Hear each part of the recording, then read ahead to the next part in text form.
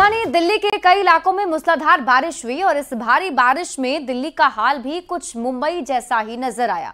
देर रात और सुबह हुई बारिश की वजह से जगह जगह पानी भर गया है। मोती बाग में रिंग रोड पर पानी भर गया है और इसकी वजह से ट्रैफिक जाम भी लग गया है। गाड़ियां रेंगती भी नजर आई। रिंग रोड पर पानी का बहाव काफी तेज है। ऐसा लग रहा है मानो रिंग रोड पर कोई नहर बह रही हो। सिर्फ रिंग रोड ही नहीं बल्कि कई इलाकों में भी बारिश ने मुसीबत बढ़ा दी है। सुबह सुबह ऑफिस जाने का समय और दिल्ली पानी पानी हो गई। मौसम विभाग का कहना है कि बादलों का एक समूह दिल्ली से होकर गुजर रहा है।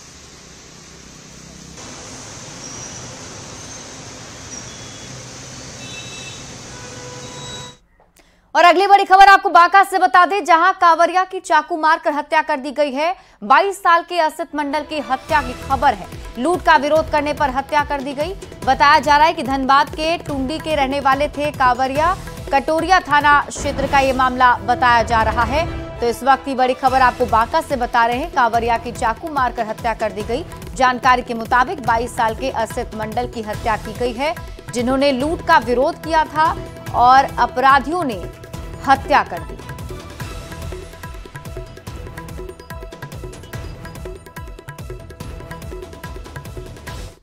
और देखिए, बिहार बीजेपी में बड़ा उलटफेर हुआ है। बीजेपी ने प्रदेश अध्यक्ष सम्राट चौधरी को हटाकर दिलीप जायसवाल को बिहार की कमान सौंप दी है।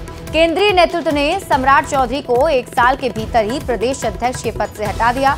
दिलीप जायसवाल वर्तमान में नीतीश सरकार में भूमि सुधार और राजस्व मंत्री हैं। बीजेपी के केंद्रीय नेतृत्व ने प्रदेश अध्यक्ष बनाकर जायसवाल को प्रदेश में अगले साल होने वाले विधानसभा चुनाव से पहले ये बड़ी जिम्मेदारी सौंप दी है। दिलीप जायसवाल वैश्य समाज से आते हैं। सीमांचल में इनकी अच्छी राजनीतिक पकड़ है। बिहार विधान परिषद के सदस्य भी हैं।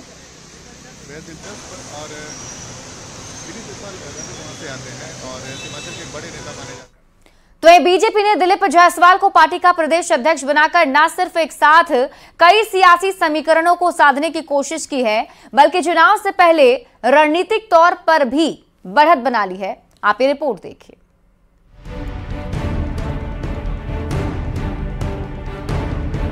बिहार में अगले साल होने वाले विधानसभा चुनाव से पहले बीजेपी ने दिलीप जायसवाल को पार्टी का प्रदेश अध्यक्ष बनाकर रणनीतिक रूप से बढ़त ले ली है, खासकर सीमांचल इलाके में जहां महागठबंधन की पकड़ काफी मजबूत मानी जाती है। वैश्य समाज से आने वाले दिलीप जायसवाल न सिर्फ लंबे वक्त से पार्टी से जुड़े हुए हैं, बल्कि अलग अलग पदों पर रहकर अपनी सांगठनिक और प्रशासनिक क्षमता भी दिखा चुके हैं। दिलीप जायसवाल खगड़िया के रहने वाले हैं। वो वैश्य समाज से आते हैं। 20 साल से ज्यादा वक्त से वो बीजेपी के कोषाध्यक्ष भी रहे। इसके अलावा तीसरी बार वो बिहार विधान परिषद के सदस्य बनाए गए। किशनगंज के MGM मेडिकल कॉलेज के निदेशक हैं। नीतीश सरकार में फिलहाल भूमि सुधार और राजस्व मंत्री हैं। MSc, MBA, PhD और MPhil कर चुके हैं। दिलीप जायसवाल की सबसे बड़ी ताकत है उनकी स्पष्टवादी नीति और साफ छवि का होना। दिलीप जायसवाल को प्रदेश अध्यक्ष बनाकर पार्टी ने न सिर्फ जाति समीकरण सेट करने की कोशिश की है, बल्कि उनके जरिए सीमांचल क्षेत्र को भी साधने की कोशिश की है, जहां दिलीप जायसवाल की जमीनी रूप से काफी पकड़ मानी जाती है।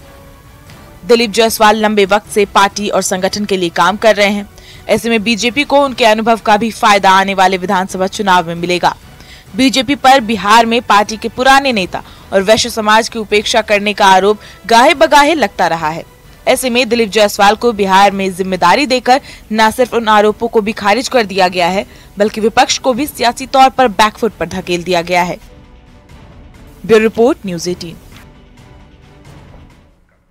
वहीं प्रदेश अध्यक्ष बनाए जाने के बाद दिलीप जायसवाल को बधाई देने वालों का तांता भी लगा हुआ है। न्यूज़ 18 से बातचीत में दिलीप जायसवाल ने बीजेपी के सभी नेतृत्व और कार्यकर्ताओं को धन्यवाद दिया।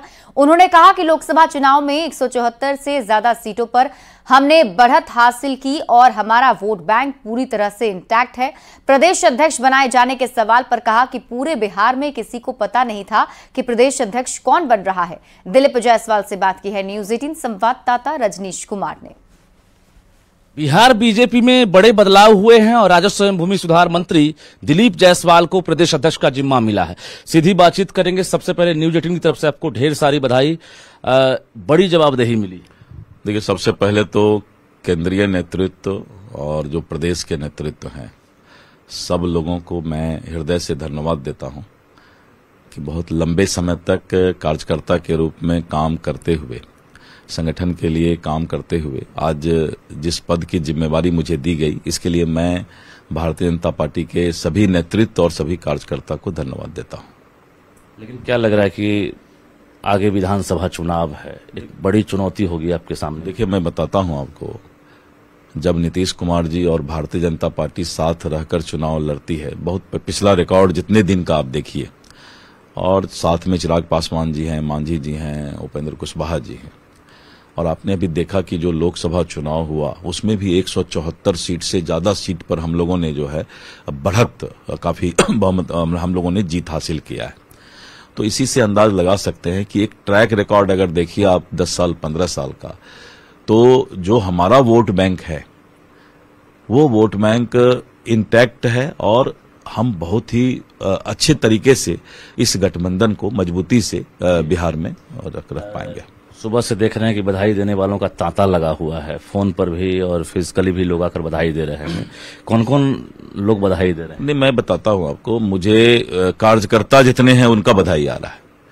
सुबह से जो गांव-गांव के विभिन्न बिहार के क्षेत्र के कार्यकर्ता हैं उनकी बधाई आ रही है, और कार्यकर्ताओं में एक खुशी है, क्योंकि मेरा स्वभाव है कि मैं सबको प्यार, सबको सम्मान देकर चलता हूं, तो उसी के चलते बधाइयां आती हैं। लेकिन कहा जाए तो बीजेपी के अलावा भी बधाई मिल रही होगी। निश्चित रूप से सभी दल के लोग से मेरा बहुत ही अच्छा रिश्ता है, और राजनीति अलग चीज है, लेकिन जो व्यक्तिगत रिश्ता है वो राजनीति के चलते कभी भी खराब नहीं होना चाहिए किसी से। तो इसलिए मैं उसी माहौल के तहत राजनीति करता हूं शुरू से, तो मेरा रिश्ता सबसे अच्छा। दलीय बधाई मिल रही है। निश्चित रूप से सभी लोग खुश हैं, सारे दल के लोग खुश हैं कि एक अच्छे व्यक्ति को ये जिम्मेवारी दी गई है, और मुझे भी ईमानदारी से ये जिम्मेवारी निभानी चाहिए। केंद्रीय नेतृत्व की उम्मीदों पर कितने खड़े उतरेंगे? देखिए, 2025 एनडीए गठबंधन भारी बहुमत से सरकार बनाने जा रही है, और कोई भी महागठबंधन और ये जितने भी दल हैं वो सपना देखना बंद करें, क्योंकि बिहार की जनता एनडीए को पसंद करती है। नीतीश कुमार जी और भारतीय जनता पार्टी जीतन राम मांझी, चिराग पासवान, उपेंद्र कुशवाहा के नेतृत्व को पसंद करती है। बिल्कुल, तो हमारे साथ नए प्रदेश अध्यक्ष और राजस्व मंत्री दिलीप जायसवाल थे, जिन्होंने बातचीत की है और अपना लक्ष्य भी बताया है। जाहिर है कार्यकर्ताओं के साथ साथ नेताओं का लगातार अभी एक तरह से बधाई देने का सिलसिला जारी है, और दिलीप जायसवाल ने साफ कहा कि 2025 निश्चित रूप से टारगेट रहेगा, सीमांचल के साथ साथ पूरे बिहार पर बीजेपी का कब्जा हो, इसको लेकर हम लोग आत्ममंथन भी करेंगे और इसको लेकर टारगेट भी रहेगा। कैमरामैन अमित के साथ रजनीश कुमार, न्यूज़ 18 पटना।